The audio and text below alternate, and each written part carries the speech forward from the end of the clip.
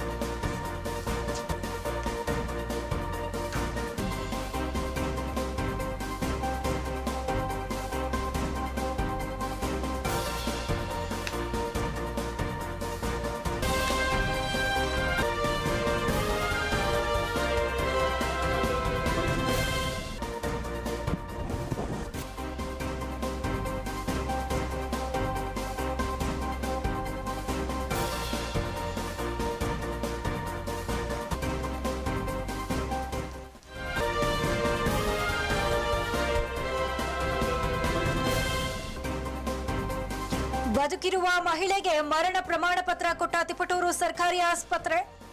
ತಿಪಟೂರು ಸರ್ಕಾರಿ ಆಸ್ಪತ್ರೆ ಅಧಿಕಾರಿಗಳ ಎಡವಟ್ಟು. ಚಿಕ್ಕನಾಯಕನಹಳ್ಳಿ ತಾಲೂಕು ಕಂದಿಕೆರೆ ಗ್ರಾಮದ ನಿವಾಸಿ ಸಣ್ಣ ತಾಯಮ್ಮಗೆ ಮರಣ ಪ್ರಮಾಣ ಪತ್ರವನ್ನ ಕೊಟ್ಟಿದ್ದಾರೆ. ಮಹಿಳಾ ಆಯೋಗದ ಅಧ್ಯಕ್ಷೆ ಡಾಕ್ಟರ್ ನಾಗಲಕ್ಷ್ಮಿ ಬಳಿ ಸಮಸ್ಯೆಯನ್ನ ಹೇಳ್ಕೊಂಡಿದ್ದಾರೆ. ಸಣ್ಣ ತಾಯಮ್ಮರ ಹೆರಿಗೆ ಸಂದರ್ಭದಲ್ಲಿ ಮಗು ಮೃತಪಟ್ಟಿತ್ತು. ಮಗುವಿನ ಹೆಸರಿಗೆ ಕೊಡಬೇಕಾಗಿದ್ದಂತಹ ಮರಣ ಪ್ರಮಾಣ ಪತ್ರವನ್ನ ತಾಯಿಯ ಹೆಸರಿಗೆ ಕೊಟ್ಟು ಅಧಿಕಾರಿಗಳು ಎಡವಟ್ಟು ಮಾಡಿಕೊಂಡಿದ್ದಾರೆ. ತಾಯಿಯ ಹೆಸರಿಗೆ ನೀಡಿದ ಮರಣ ಪ್ರಮಾಣ ಪತ್ರದಿಂದ ಎಲ್ಲಾ ಸೌಲಭ್ಯಗಳು ಕೂಡ ಕಟ್ ಆಗಿರುವಂತದ್ದು. 2 ವರ್ಷಗಳಿಂದ ಮಹಿಳೆಗೆ ಯಾವುದೇ ರೀತಿಯಾದಂತಹ ಸರ್ಕಾರಿ ಸವಲತ್ತು ಸಿಗ್ತಾ ಇಲ್ಲ. ತಿಪಟೂರು ಸರ್ಕಾರಿ ಆಸ್ಪತ್ರೆಯ ಅಧಿಕಾರಿಗಳ ಎಡವಟ್ಟಿನಿಂದ ಮಹಿಳೆ ಪರಿತಪಿಸುವಂತಾಗಿದೆ. ಬದುಕಿರುವ ವ್ಯಕ್ತಿಗೆ ಮರಣ ಪ್ರಮಾಣ ಪತ್ರವನ್ನ ಕೊಟ್ಟಿದ್ದಾರೆ ಈ ಒಂದು ಸರ್ಕಾರಿ ಆಸ್ಪತ್ರೆಯ ಅಧಿಕಾರಿಗಳು. ಮಹಿಳೆ ಬದುಕಿದ್ರು ಮರಣ ಪ್ರಮಾಣ ಪತ್ರವನ್ನ ನೀಡಿದೆ ಆಸ್ಪತ್ರೆ.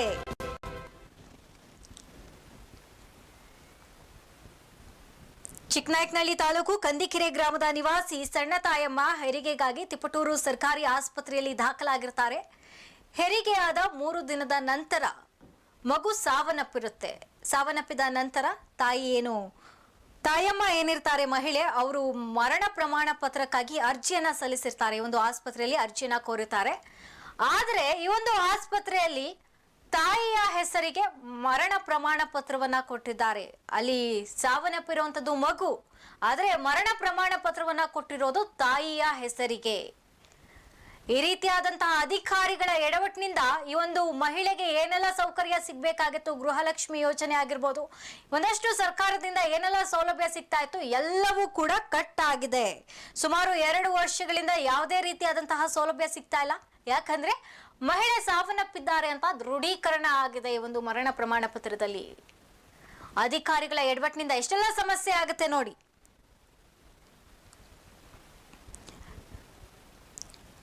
ಈ ಒಂದು ವಿಚಾರವಾಗಿ ಏನು ಮಹಿಳೆ ಸಣ್ಣ ತಾಯಮ್ಮ ಇದ್ದಾರೆ, ಅವರು ಮಹಿಳಾ ಆಯೋಗದ ಅಧ್ಯಕ್ಷೆ ಡಾಕ್ಟರ್ ನಾಗಲಕ್ಷ್ಮಿ ಬಳಿ ಅವರು ಕೂಡ ನಾಗಲಕ್ಷ್ಮಿ ಮೇಡಮ್ ಅವರ ಹತ್ರ ಕೂಡ ಸಮಸ್ಯೆಯನ್ನ ಹೇಳ್ಕೊಂಡಿದ್ದಾರೆ. ಈ ರೀತಿ ಸಮಸ್ಯೆ ಆಗಿದೆ, ಮೃತಪಟ್ಟಿರೋದು ಮಗು, ಆದ್ರೆ ನನ್ನ ಹೆಸರಿಗೆ ಮರಣ ಪ್ರಮಾಣವನ್ನ ಕೊಟ್ಟಿದ್ದಾರೆ. ಸರ್ಕಾರದಿಂದ ಯಾವುದೇ ರೀತಿಯಾದಂತಹ ಸೌಲಭ್ಯಗಳು ಸಿಗ್ತಾ ಇಲ್ಲ.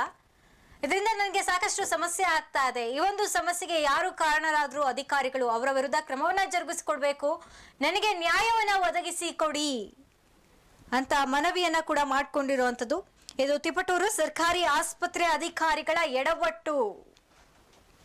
ಅರ್ಜಿಯಲ್ಲಿ ಯಾರ ಹೆಸರಿಗೆ ಒಂದು ಮರಣ ಪ್ರಮಾಣ ಪತ್ರವನ್ನ ಕೋರಿರ್ತಾರೆ, ಯಾರಿಗೆ ನಾವು ಮರಣ ಪ್ರಮಾಣವನ್ನ ಕೊಡ್ಬೇಕು ಅದನ್ನ ಕರೆಕ್ಟ್ ಆಗಿ ನೋಡಿದ್ರೆ ಈ ರೀತಿಯಾದಂತಹ ಸಮಸ್ಯೆ ಆಗ್ತಾ ಇರಲಿಲ್ಲ. ನೀವು ಮಾಡಿದ ಎಡವಟ್ಟಿನಿಂದ ಆ ಒಂದು ಮಹಿಳೆಗೆ ಸುಮಾರು 2 ವರ್ಷದಿಂದ ಸಾಕಷ್ಟು ಸಮಸ್ಯೆ ಆಗ್ತಾ ಇದೆ. ಸರ್ಕಾರದಿಂದ ಯಾವುದೇ ರೀತಿಯಾದಂತಹ ಸೌಲಭ್ಯ ಸಿಕ್ಕಿಲ್ಲ ಮಹಿಳೆಗೆ. ಗೃಹಲಕ್ಷ್ಮಿ ಯೋಜನೆ, ರೇಷನ್ ಕಾರ್ಡ್, ಆಧಾರ್ ಕಾರ್ಡ್, ಏನೆಲ್ಲ ಸೌಲಭ್ಯಗಳು ಸಿಗ್ಬೇಕಾಗಿತ್ತು ಅದು ಯಾವುದು ಕೂಡ ಸಿಕ್ಕಿಲ್ಲ.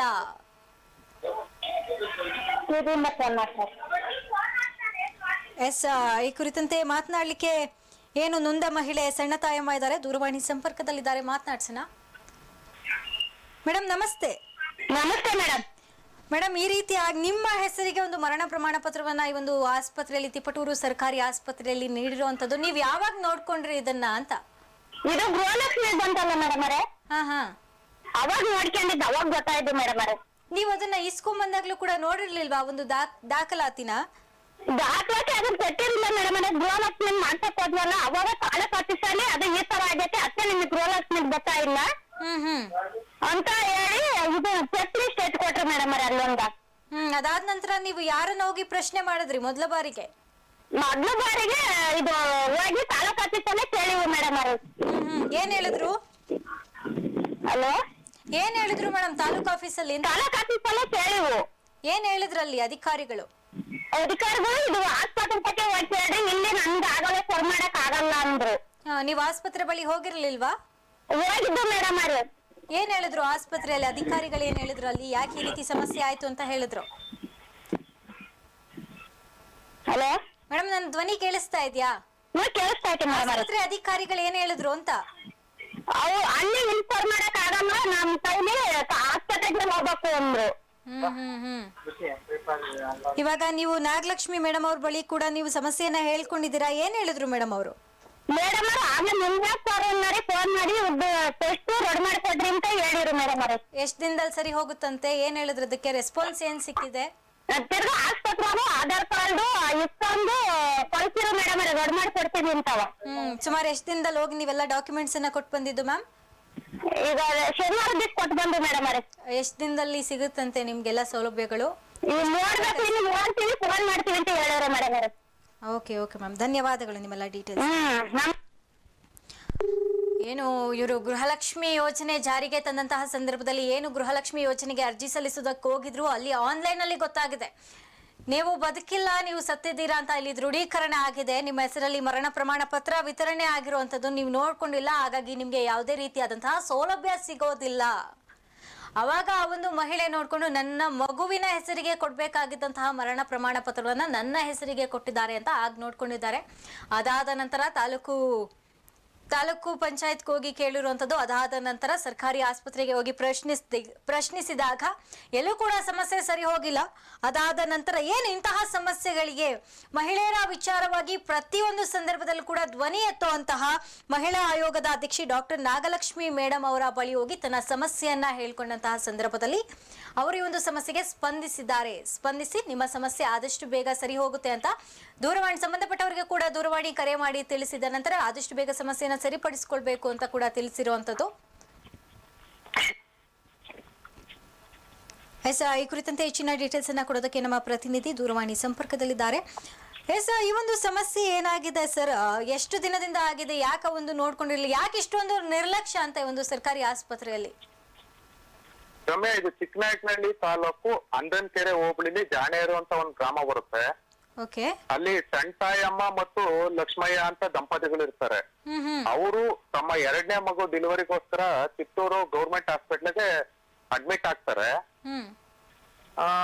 ಅಂದ್ರೆ ಈಗ 10/2/2022ನೇ ತಾರೀಕು ಡೆಲಿವರಿ ಆಗುತ್ತೆ ಅವ್ರಿಗೆ. ಹೆಣ್ಮಗು ಹುಟ್ಟುತ್ತೆ ಸಿಸೇರಿಯನ್ ಆಪರೇಷನ್ ಆಗಿ.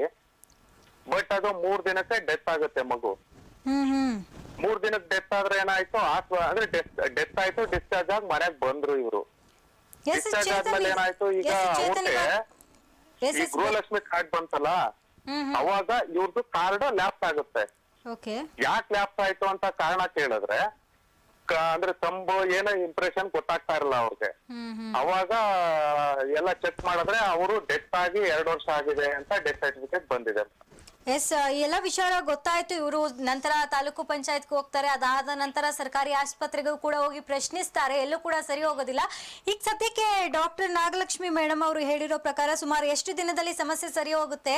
ಯಾರಿಗೆ ಅವರು ವಿಚಾರ ಮುಟ್ಟಿಸಿದ್ದಾರೆ? ಯಾರಿಗೆ ಅವರು ಒಂದು ಎಚ್ಚರಿಕೆ ಕ್ರಮವನ್ನ ಕೊಟ್ಟಿರುವಂತದ್ದು?